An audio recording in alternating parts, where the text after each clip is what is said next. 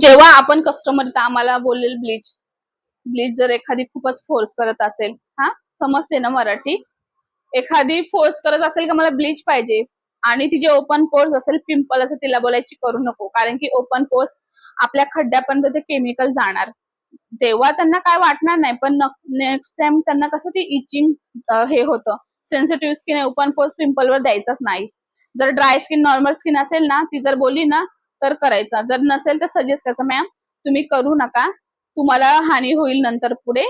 Normal असेल तर तिला सांगायचं ठीक आहे करतो कर, पण 6 महिन्याचा गॅप घे, तुरंत लगेच करू नको. हा, आणि डिटॅन आले ऑल स्किनला चालते, तुम्ही बिंदास करा, काहीच नाही. सगळ्यात प्रथम आपण काय करायचा, हेअर बेल्ट लावायचा, जो बँड आहे तो लावायचा. सगळ्यात आधी पाण्याने आपलं आपलं हे स्पंज असतो ना, स्पंजनी पहिले पुसून घ्यायचा, जे पण डस्ट वगैरे आहे. डायरेक्ट आपण क्लीनअप नाही, ही स्टेप मी तुम्हाला कदाचित नाही सांगितली ना, तू पण ऐकून घे.